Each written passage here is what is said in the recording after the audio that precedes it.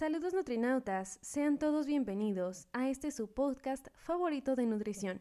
Mi nombre es Montserrat González Cuevas y el día de hoy vamos a continuar con esta saga donde estamos conociendo a fondo a estas bacterias que, aunque no podamos ver, tienen un impacto directo en nuestra salud.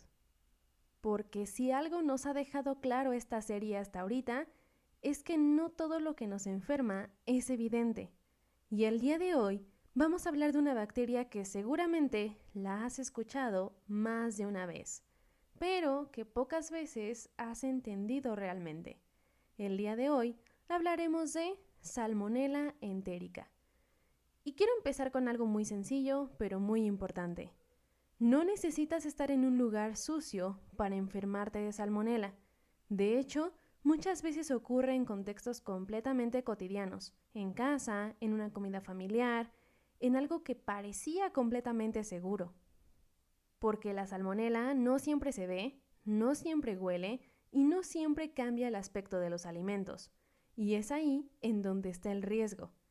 Salmonella entérica es una bacteria que se asocia principalmente con infecciones gastrointestinales, lo que conocemos como salmonelosis. En diversos artículos científicos se describe que esta bacteria tiene la capacidad de invadir el intestino y desencadenar una respuesta inflamatoria que afecta directamente el sistema digestivo. Pero antes de hablar de lo que hace en el cuerpo, vamos a entender cómo llega ahí. La principal vía de transmisión es a través de alimentos contaminados, especialmente alimentos de origen animal. Por ejemplo, huevo crudo o mal cocido, pollo, carne, leche no pasteurizada, pero también puede encontrarse en frutas y verduras si han estado en contacto con agua contaminada o superficies que no fueron correctamente higienizadas. Y aquí quiero detenerme en algo que es clave. No solo es el alimento, es todo el proceso, desde cómo se manipula, cómo se almacena, cómo se cocina y hasta cómo se sirve.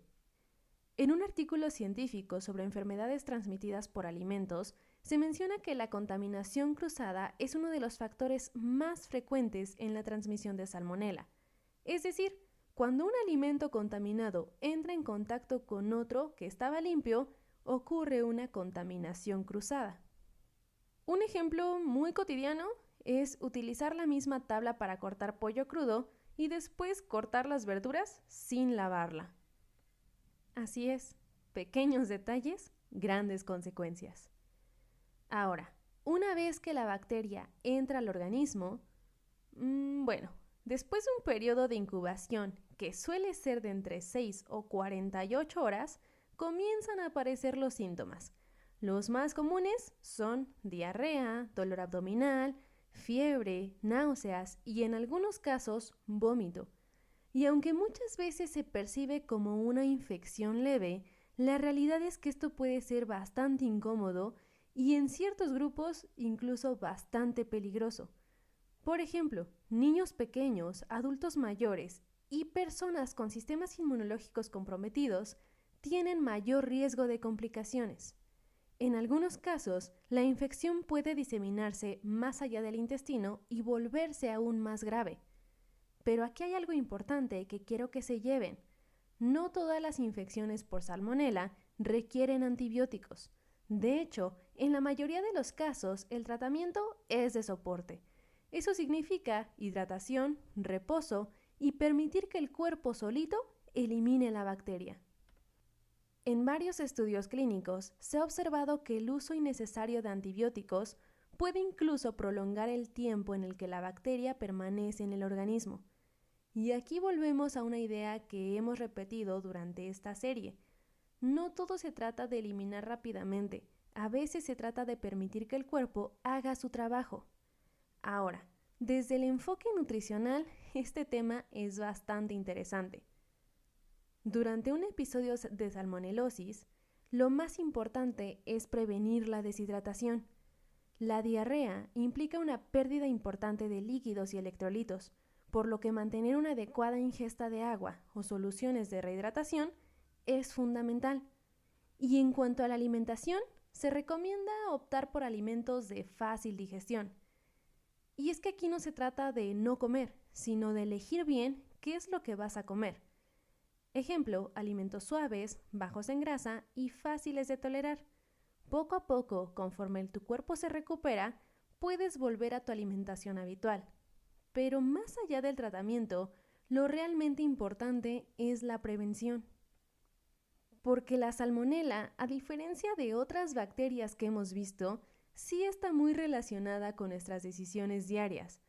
Cómo cocinamos, cómo almacenamos, cómo manipulamos los alimentos, tienen todo que ver para contraer esta bacteria. Ahora, algunas recomendaciones clave basadas en evidencia son las siguientes. Cocinar completamente los alimentos de origen animal, especialmente el pollo y el huevo. Evitar el consumo de productos no pasteurizados. Lavar correctamente frutas y verduras. Separar alimentos crudos de alimentos cocidos. Y algo que parece básico, pero que no siempre se hace bien, el lavado de manos. Antes de cocinar, después de manipular alimentos crudos o después de ir al baño, es importante lavarse las manos. La higiene sigue siendo una de las herramientas más poderosas que tenemos. Vivimos en una época donde hay muchísima información sobre nutrición, qué comer, qué evitar, qué está bien o qué está mal. Pero a veces dejamos de lado lo más básico, que es la seguridad alimentaria. Y sin seguridad, no hay nutrición que funcione. Puedes tener la mejor dieta del mundo, pero si los alimentos no son seguros, el riesgo está ahí. Y eso es algo que pocas veces se habla con suficiente énfasis. Este episodio no es para generarte miedo, es para generar conciencia, para entender que muchas enfermedades se pueden prevenir con acciones simples pero consistentes, que cuidar lo que comes también implica cuidar cómo lo manejas. Hoy hablamos de Salmonella entérica, una bacteria que nos recuerda que la salud no solo depende de lo que elegimos, sino de cómo lo llevamos a la práctica. Y así vamos a seguir avanzando en esta saga, conociendo, entendiendo y aprendiendo a convivir con este mundo microscópico que forma parte de nuestro día a día. Y bueno, nutrinautas, esto fue todo por el episodio de hoy. Gracias por acompañarme una vez más en este espacio donde la ciencia se convierte en herramienta real para tu día a día. Nos escuchamos en un próximo episodio y agradezco profundamente a Producciones Argos por hacer posible este programa. Cuídense mucho y recuerden, la salud también empieza con los pequeños detalles. Chao, nutrinautas.